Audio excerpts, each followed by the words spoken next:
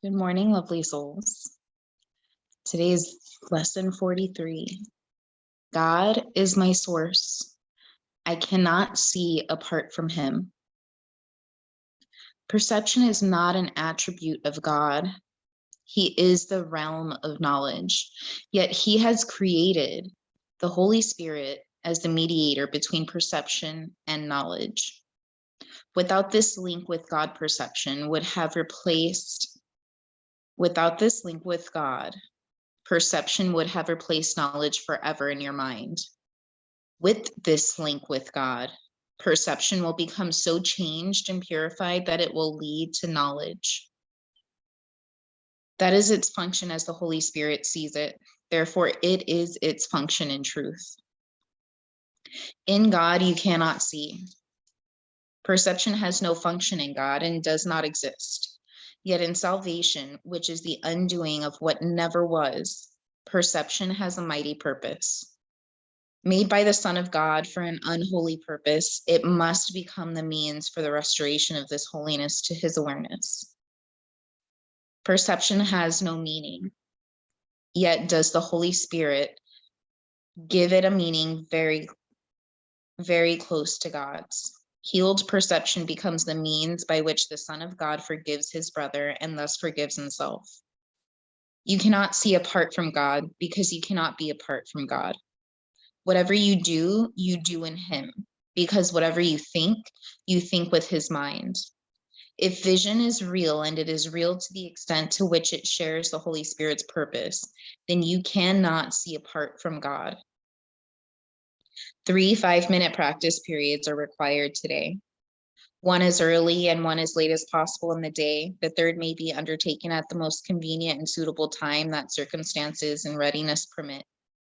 At the beginning of these practice periods, repeat the idea for today to yourself with eyes open. Then glance around you for a short time, applying the idea specifically to what you see. 4 or 5 subjects for this phase of the practice period are sufficient. You might say, for example, God is my source. I cannot see this desk apart from him. God is my source. I cannot see that picture apart from him. Although this part of the exercise period should be relatively short, be sure that you select the subjects for this phase of practice indiscriminately, without self-directed inclusion or exclusion. For the second and longer phase, close your eyes, repeat today's idea, and then let whatever relevant thoughts occur to you add to the idea in your own personal way. Thoughts such as, I see through the eyes of forgiveness.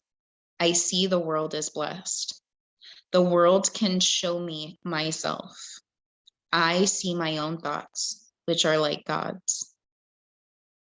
Any thought related more or less directly to today's idea is suitable. The thoughts need not bear any obvious relationship to the idea, but they should not be in opposition to it. If you find your mind wandering, if you begin to be aware of thoughts which are clearly out of accord with today's idea, or if you seem to be unable to think of anything, open your eyes. Repeat the first phase of the exercise period and then attempt the second phase again. Do not allow any protracted period to occur in which you become preoccupied with irrelevant thoughts. Return to the first phase of the exercise as often as necessary to prevent this. In applying today's idea in the shorter practice periods, the form may vary according to the circumstances and situations in which you find yourself during the day. When you are with someone else, for example, try to remember to tell him silently, God is my source. I cannot see you apart from him. This form is equally applicable to strangers as it is to those you think are closer to you. In fact, try not to make distinctions of this kind at all. Today's idea should also be applied throughout the day to various situations and events that may occur, particularly to those which seem to distress you in any way. For this purpose, apply the idea in this form. God is my source. I cannot see this apart from him. If no particular subject presents itself to your awareness at that time, merely repeat the idea in its original form. Try today not to allow any long periods of time to slip by without remembering today's idea, and thus remembering your function.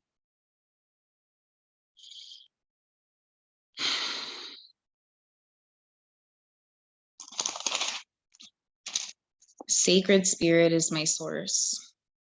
I cannot see apart from Sacred Spirit.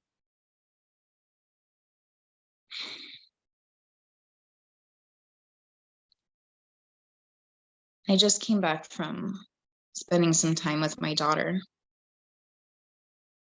Her heart was heavy. I could feel it. I finished doing dishes and I was called to go check on her in her room. And right now she's grieving. She's lost some really close friends over the last couple of years, whether by moving or changing classes because they got held back, or because they've changed and they're not a good fit anymore. And in the old way of being, I would try to make her feel better.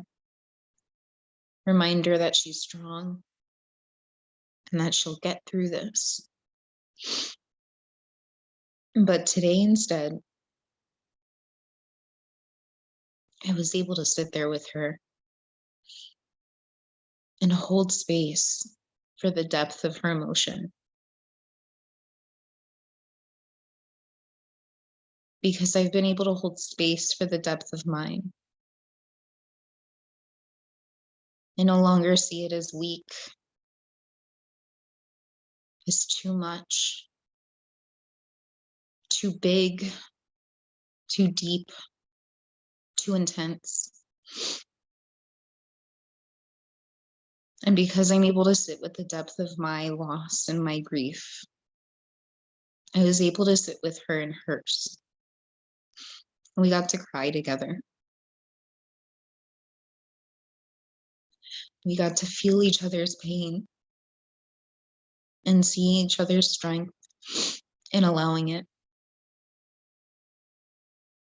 We got to connect with how deeply we feel and what a sacred blessing it is. What a heavy responsibility it is.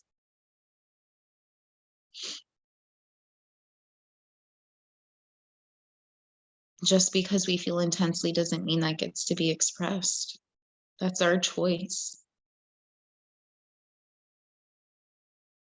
God is my source, and I cannot see apart from him. Sacred Spirit is my source, and I cannot see apart from it.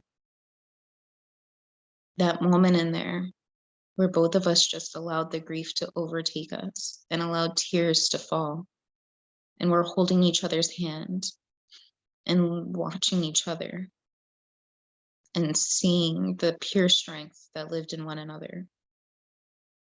That was Sacred Spirit. I didn't see anything other than spirit in her.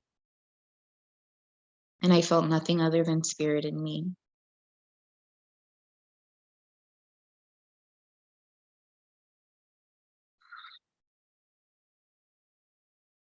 And that also allows my vision to shift with what's causing me the grief and the loss and the pain.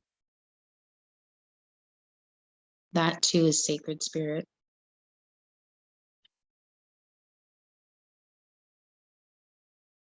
That is something holy. To have loved that deep. To love that deep. And to feel the intensity of this pain, of this loss, of this grief.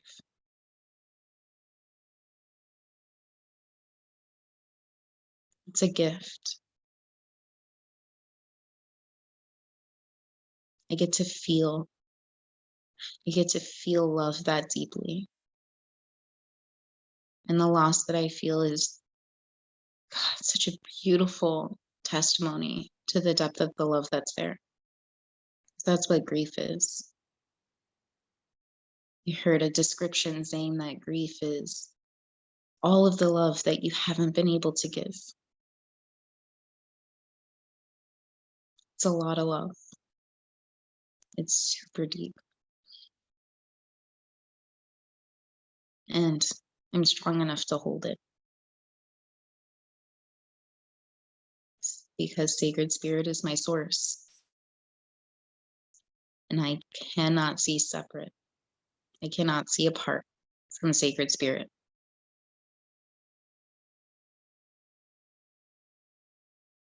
Remember to not be discriminate when it comes to what you're applying the lesson to.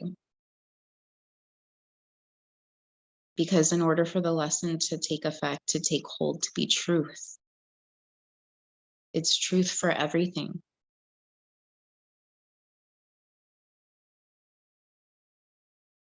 This table is Sacred Spirit. This bliss is Sacred Spirit. This agony is Sacred Spirit. This couch is Sacred Spirit. This hair is Sacred Spirit. I am Sacred Spirit. You are Sacred Spirit. There is nothing that is not Sacred Spirit.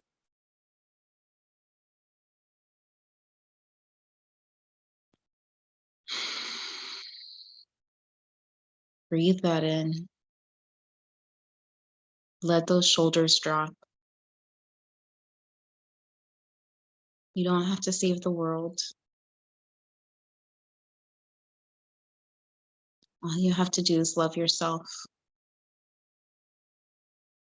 And that will automatically translate to love for others.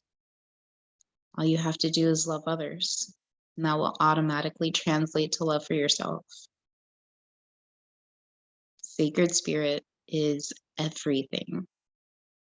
And Sacred Spirit is love.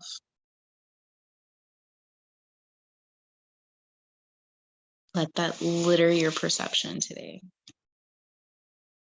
Let love be what colors your world.